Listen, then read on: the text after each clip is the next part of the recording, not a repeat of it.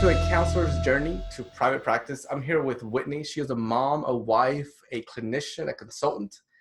She owns a group practice, and then she's here to help us dive into the subject of how to start a faith-based practice. How are you, Whitney? Hey, I'm good. Great to talk to you today. Yeah, and hopefully everybody out there, you're able to catch some of that Savannah accent, which you and I were kind of going into. And I was sharing with Whitney that I'm a big Office fan. The Office on Netflix, hopefully it stays on Netflix forever. Yes. There's this really awesome episode where they all go into a drawl, like they got to get their guns out. You need to watch it. So Whitney, where are you right now? Yeah, so my practice is located in Savannah, Georgia. Like you said, it's on the coast. So I'm about 30-minute drive from the beach, which is really nice. Nice. Yeah, so I love work. I love being here. My accent is from Georgia. We lived in Colorado for a time, and that's where I really started my first practice, and my accent started to fade, and then I came back, and then it came all back full force. Nice. That's so interesting with accents. I was born in the Dominican Republic, and when I speak to patients that have a Hispanic background and they come in and they're like, hola, ¿cómo estás? And just killing it with their Spanish. And then I'll jump in with some of mine. They'll go, were you born here in the States? Did you learn Spanish as your second language? And I'm like, crap. What happened? But whenever I go back home and I visit family in the Dominican Republic, it'll somehow just kind of kick back in. I don't know. Definitely. Yes, it does the same for me too. Nice. So you had a practice in Colorado, and was that your first one that you started? Yes, that was our first practice. I, at the time, was working at a psychiatric hospital, and a dear friend of mine that I met there had been asked to join a practice. And there were about 6 or 7 therapists, was owned by an NP. And so we were seeing clients there, and then she had a couple people doing the med regimens. We actually were only there for 3 months. We call it Bloody Monday, but she fired all the therapists in one day. It was insanity.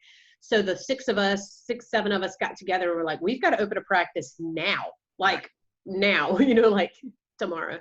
And so we got all the charts out of the system before she locked everybody out. We called all of our clients and we found space within a week. And so I really got pushed into more the independent private practice because at that point I had been employed at a practice. And I was like, I guess I'm doing this. So I took a few clients with me. We're seeing them in the evenings while I was working at the psych hospital. And then from there, ended up moving here to Savannah. Wasn't able to get connections at first when I first got here because Savannah's one of those towns you got to know somebody to get somewhere. So it took me a little while to find a job. And then I got a connection through a grad school. And then me and a guy rented space together. And then I started my practice. Interesting. Tell me that connection to grad school. What type of connection was that? Yeah, so someone in my graduate program saw that I had moved to Savannah, and he was from here, thank goodness. Okay. And so he knew a guy who actually had a very similar way that he integrated faith and therapy. So he was like, you two have got to have coffee. So we got together for coffee a couple of times, and he said, this guy's a local, so he knew lots of people. And he said, you might as well just go ahead and get some office space and just start doing our practices. So he kind of gave me that leg into Savannah that I really needed. He got me my first 3 or 4 clients. Amazing. Yeah, I like that. I think, whenever we're in graduate school, it's something that we should really focus on, networking and building relationships. Because, everyone in there is going to go to so many different places, so many different locations. And if you keep that tight, just family-like relationship, then later down the road, it could pay off. For sure, for sure. And now that I've gotten into consulting, I'm finding myself reconnecting a lot with some friends from grad schools. That's been really fun. And I want to ask you about the consulting. Before that, tell me this. So a lot of times clinicians will come out, and whenever I came out, I did it very purposefully. I told myself I want to go to a location where I'm going to set up shop there, and I know I could be there for a while. But you were in Colorado, and then you bounced to Savannah. Was that difficult as far as getting established? And then people were like, who is this person? Yes. That was difficult. You could see by the look on my face. Yeah. Fortunately, my husband had a job, and that's why we moved here. So we knew we could survive off his income, so I didn't have to feel the financial pressure. But I just wanted to do private practice.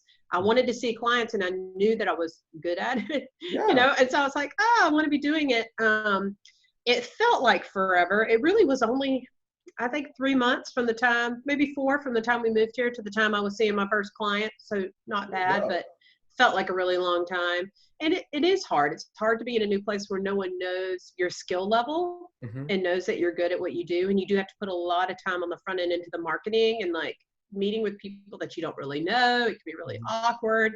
But then over time, you start really building those relationships, and that makes a world of difference. Yeah. Whitney, you have a very strong sense of like confidence and courage. I don't know if you noticed that, but like I'm hearing it as far as you were back at that practice with the NP and they're like, you're all fired, get out of here. And then you got this mindset of, well, okay, I'm going to bounce back.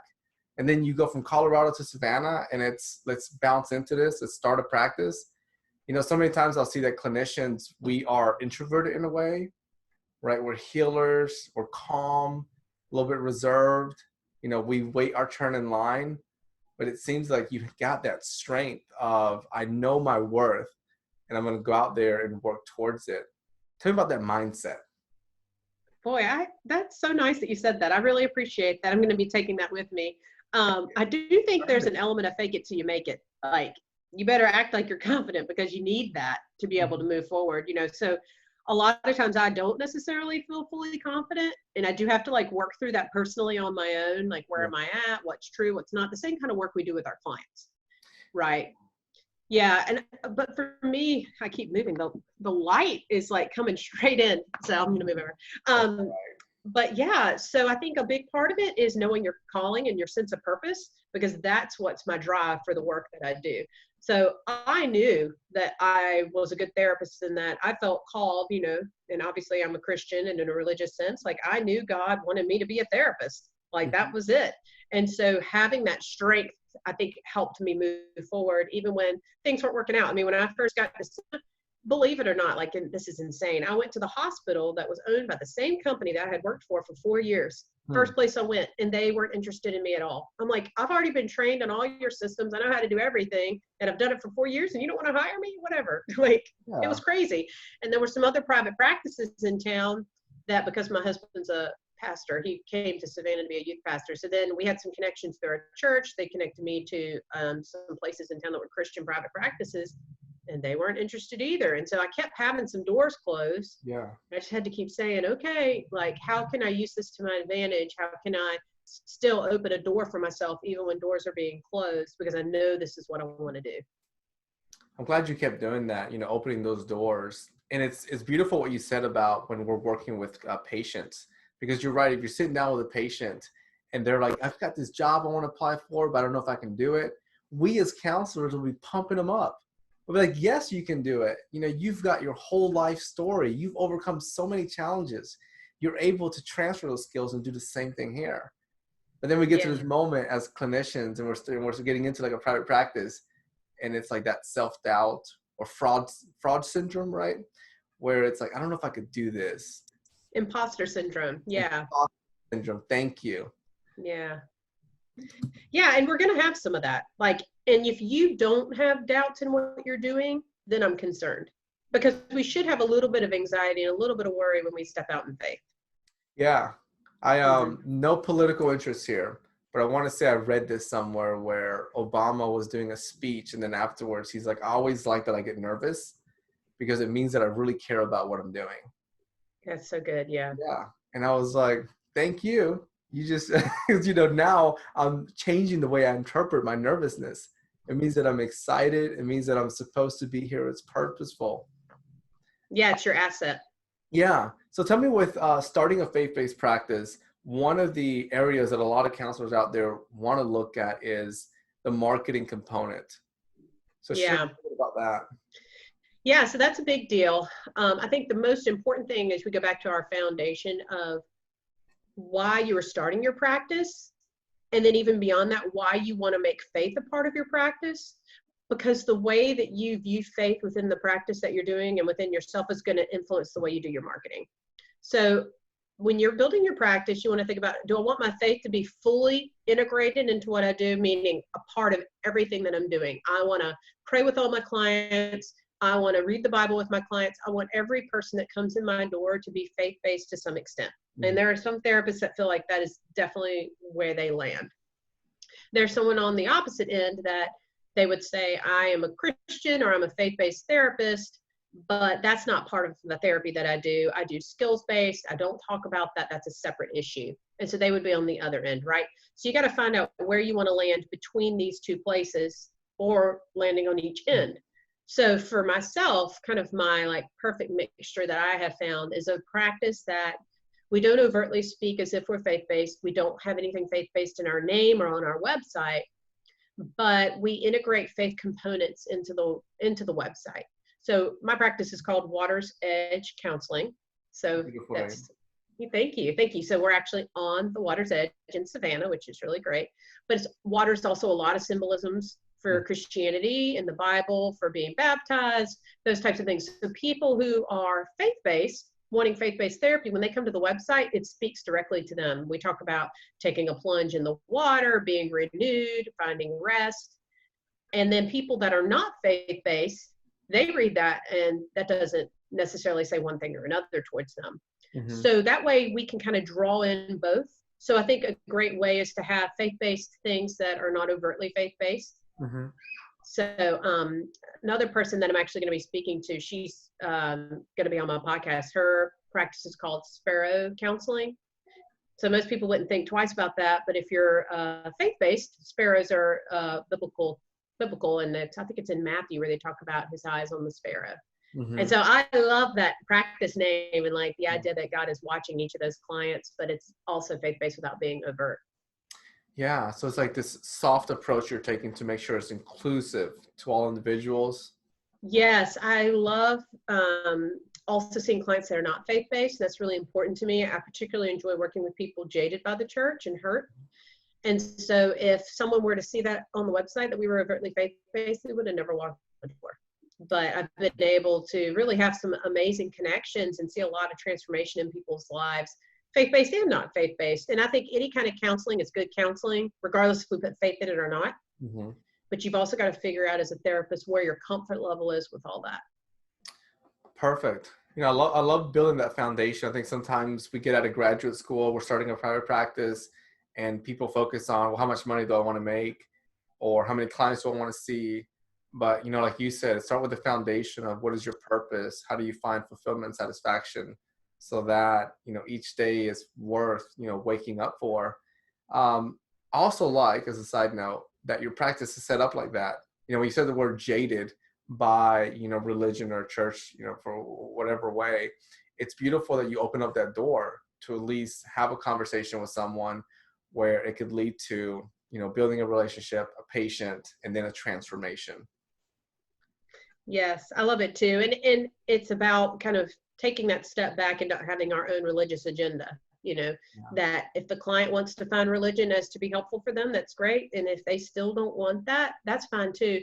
But at least I'm kind of throwing these questions out for them to consider. So like what I hear all the time with clients is, I don't want to go to church because those people judge me. Yes. And I'm like, you're seriously going to live your life based on what you think somebody's thinking?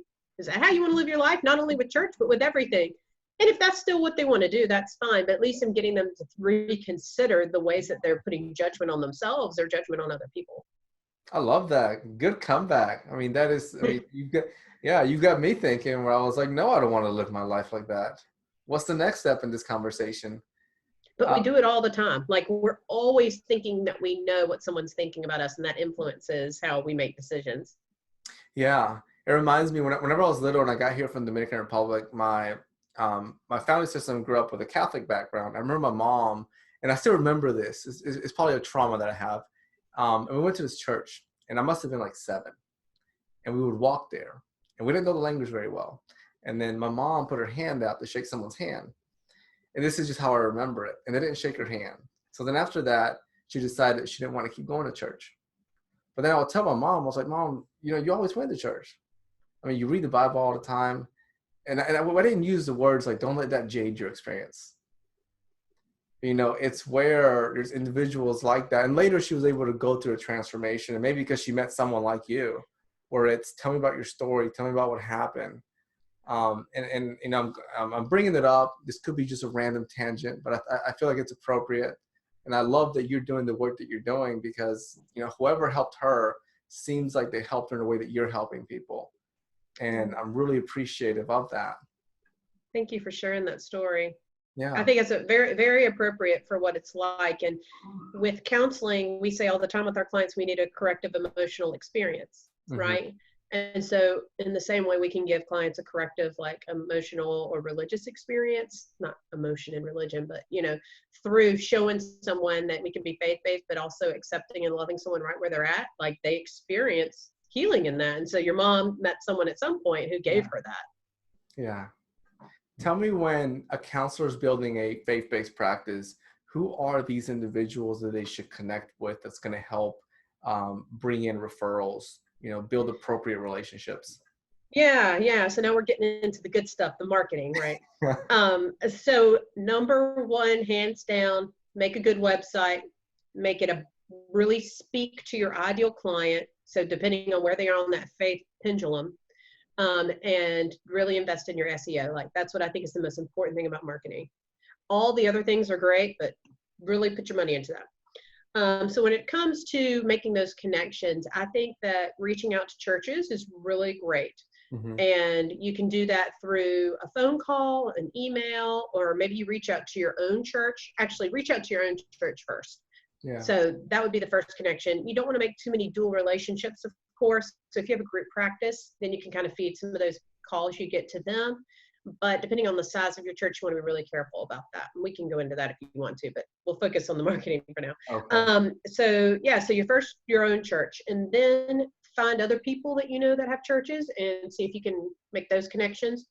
So my husband's like a youth pastor. So when we got here, I was like, oh, well, who are the other youth pastors you know? And I would connect with them and then connect with their pastors. So whatever you can do that's an authentic connection is the best. And then after that, reach out to churches by calls or emails. Hey, do you have someone you refer to? Or can I just take you out to lunch? Because we don't want to make it a sales pitch. We want to make it a relationship, Yeah. which is what we're good at because we're therapists. But say to that pastor, I want to take you to lunch. And when you take them to lunch, it's not about telling them what you do, but saying, tell me about you. Tell me about your church. What are some of the things that you struggle with in your church? What are some of the difficulties mental health wise? And then explain why you can help them. They're probably going to ask you, tell me about yourself. And that's when you share. Yeah. And try to be creative. So if the pastor says to you, we have a lot of problems with couples, like they are going through divorce and they're not happy, or they have young children and they don't know how to reconnect.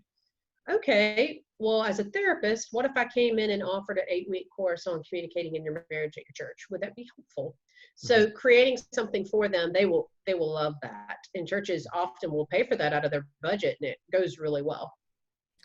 I see why you are also a consultant. Yeah. Well, thank you. You shine Yeah. in your element. Thanks. Well, we did this really cool thing at my church where in the springtime, one Saturday a month, we offered these date nights. So couples, it was mainly for couples with children, probably 7 or 8 and younger. They'd Mhm. bring the kids and drop them at 4:30. They would come to class from 4:30 to 6, and we would teach a level of communication or how to have relationships, something like that. So one of the therapists at our practice. And then they would have a date night from 6 to 8. And the kids all stayed in the nursery. And I think it only cost $10 a night to come as a couple. Amazing. Yeah, Wow. because the church covered a lot of that to be able to encourage marriages and to be able to bring connection.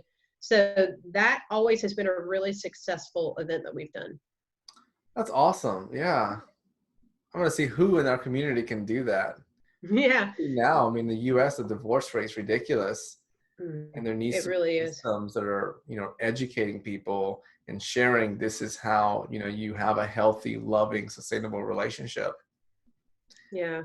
With so whenever you're marketing to these individuals, you're going in there and you're sharing not what you do, not that, I help couples heal, but more about talking about your church, what goes on in here, what do you see from your members, what's lacking, and then see if you're a good fit or if you know that someone would be a good fit for them. Is that kind of sounding Yeah, right? definitely. Because you want to speak to their pain. They Yeah. need to understand that you hear them and you understand it and you can provide help for that. Okay.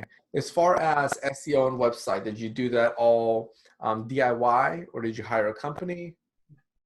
Yeah, it's been a mixture. When I first started, I created my own website. I did that in Colorado and here. Nice. It's so much work. Even though we were just talking before, I'm not a tech person. It was a lot of work.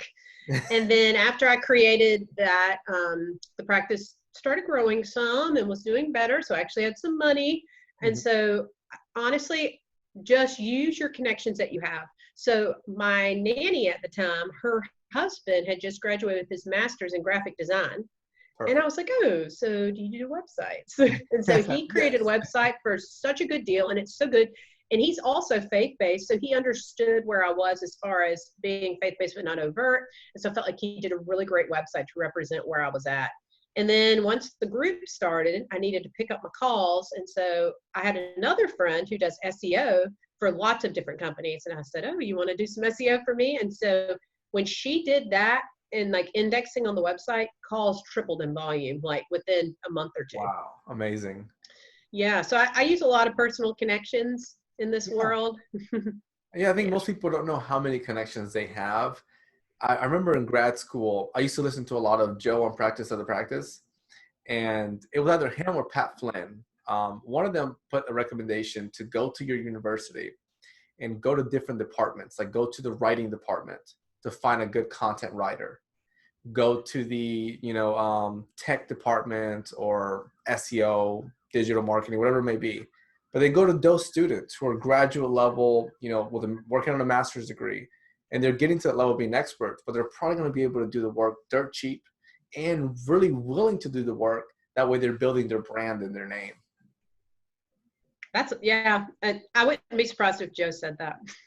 He's always got good ideas. And like, that's part of what we do with the podcast. Like he's been able to get a lot of connections and use a lot of people for the podcast that he's kind of doing through practice to practice. So yeah. Yeah, your story's kind of like mine, where my site, I did a lot of that on my own, and then I had a guy that I knew from school who had a friend, and then that person still works with me now, where they help out with the site. So yeah, it's amazing that you get these people to grow with you. Tell me about ROI, so return on investment. You invested some money on your SEO, you invested some money on your website, and I think it's something that counselors out there, if you're listening, I want you to be able to look at your return on investment. If I spend $10 on SEO, how many patients are coming in, and what does that dollar amount look like? Yeah, that's really important. In the private practice world, we call them key performance indicators. I'm sure you see that in other businesses too, but KPIs. So things that you can track so that you know how you're doing when you're investing. So like at our practice on the very front end, when people call, we track every single call. How did they hear about us? Because I want to go back and see, okay, are they hearing about us on Google, or did they hear about us through the Facebook page? Mm-hmm. And I want to keep investing my time and money into whatever is working. Yes. So, and I'm amazed. That's one of the things I say to all my consultees, and a lot of them don't do that. And I just created a simple Google form through G Suite, and you can do that through any Gmail. And it's really been helpful in tracking how many calls we're getting and where they're coming from. Did you code that in any way? Or like, what's the process for it? Yeah, it's a simple Google form, and it's got the little dots, so that you can just hit the dot when you're answering it. So it'll say, how did they hear about it? No, how did they contact us? It was a call, or it was an email, or it was a message. And then when they called, and my assistant does all this, but then they just put the date in that they called. And then it's just a long list of Google or some of our top referral sources like the university here or a doctor's office we hear from a lot. And they just fill in the little circle. Mm-hmm. And then we do this once a month. We make a new form. And then there's a couple of other questions that we put in there. But you could take that form and look at responses, and Google will create a graph and actually show you the percentages of, it'll show me like a certain color. Okay, you got 60% of your calls through Google for this month, and I can quickly go in there and see it in a snapshot. It's really nice that Google creates that for you. Once you create that Google document, it will pretty much do it for you. I love that. And you're absolutely right. If you're going to, if you have a practice and you're going to spend $1,000 a month for somebody to do SEO, you should be able to say, this is how much, I've earned from it, so that money's going in the right direction. Whitney, one of the things that you do too is, aside from being a mom, a wife, a clinician, and probably all the other things you are, a friend, a helper, a healer, you do consulting. And I wanted to leave some space in this interview where you share the consulting that you do. Yeah, thank you. Yeah, so I work with Joe at Practice the Practice, and I specifically focus on helping people build faith-based practices. I do consult other people as well, but for people who are specifically wanting faith-based, they're usually kind of headed my way. Okay. And so I offer individual consulting and group consulting. You can kind of like purchase a package for however many months you need, but we do calls before anytime you do that to make sure it's going to be helpful for where you're at in your practice, for where you're at with your finances, for where you're at with your growth. Mm-hmm. There are some people that aren't ready and there's some people that are. I really love working with people at the very beginning. So they maybe just set up their name and they just got their first client, because I can help prevent them from all those mistakes, right, that we make. And I also really enjoy helping people go from a solo to a group practice. When I was making that transition myself, I felt so like lost in it. And that was when I joined Joe's mastermind. I did that 2 years ago. It was totally worth every penny. But I specifically found it difficult because I really wanted the faith-based component. Like, how do I do the hiring in a faith-based way, or how do I market in a faith-based way? And so that was kind of why I started this consulting, because I didn't know anyone. There are a lot of consultants out there that have a faith, of course, but no one that's doing it in a way that I'm going to consult faith-based practices that I had seen. So that was kind of why I went into that niche, because I saw that I had needed it, and I'm glad to offer that to other people. Yeah. How did you build that connection, to get yourself to the position of doing consulting with Joe? Yeah, I was thinking about that earlier, actually, when you were asking me at the very beginning about, don't you get nervous, or like you seem like so courageous. And I was thinking I was so nervous when I started doing the consulting, actually. So I had been with Joe I've been following Practice a long time, and then I was in his mastermind group for 1.5 years. And then when I went to Slow Down School, which that's a whole other school's a 1-week retreat type thing that Joe does, and it's fabulous, on the lakes of Michigan. And when we went there, I like took some time to settle my heart and my mind and realized I really wanted to do this consulting, and like, this is it. This is what I'm doing. And so I say this to Joe, and Joe's like, oh, well, you should join Practice the Practice. So I wasn't expecting that, but he felt like I met the need, and he knew me well. And so he obviously thought I could do it. And I was like, okay, I can do this. So that's kind of how that happened. It was really organic. Like, here's your connection. I didn't really have to do anything to get it. I feel really grateful, of course. So that goes back to like, just really invest in the relationships that are in front of you, because you never know where that's going to go. Yeah. Again, you took the words out of my mouth, being able to sustain and build those relationships. Don't let go of them. It reminds me of going back to The Office. I'm a big Office fan. There's Pam Beasley, the receptionist. Mm-hmm.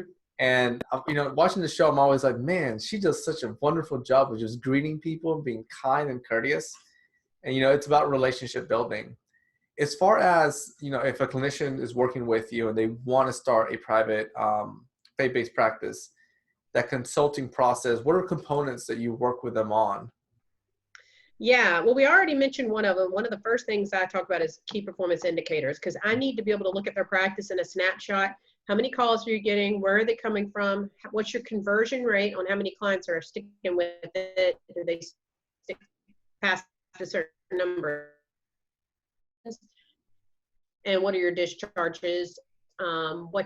We always look at the money and figure out how to do that. And then another huge component is just reminding them, what is your vision for your practice? Where are you wanting to go? Making sure they're still going in that direction, because sometimes we can get lost. We get distracted by so many things, and making sure that they're actually happy, that they are living the life that they want to live, that they're not fully at their job all the time. Because it's the reason that we have a practice.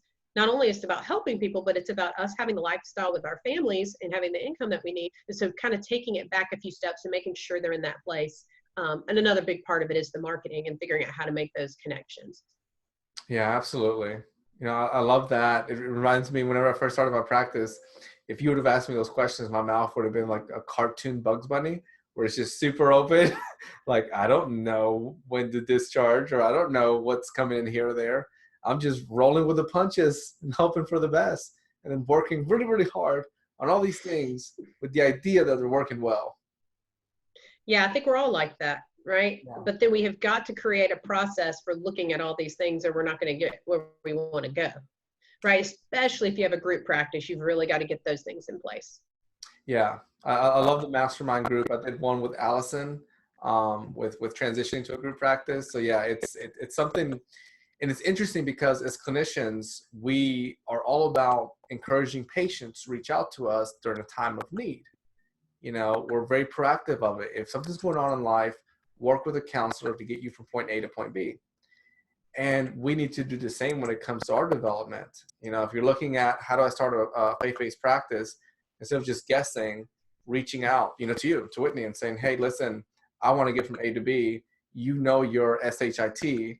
I don't want to make all the mistakes that, you know, Whitney, you've made or Juan has made. So let's get the ball rolling.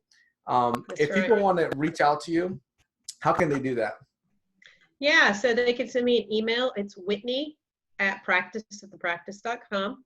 You can also go to the Practice website and look at working with Practice the Practice. It'll kind of take you through some questions to figure out which consultant's the best fit for you based on where you're at, and you can apply through there. And then you'll get a call from Jess, and she'll kind of talk to you a few minutes and get you set up for a consulting call. Awesome. So you guys get on that. You know, I really do encourage paying for consulting. It may seem like something that, you know, can suck because you're throwing money out there, but it comes right back. You know, it makes life just a little bit easier.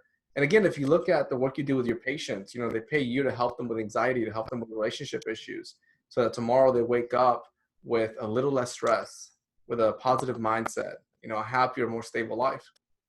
Whitney, thank you for being here.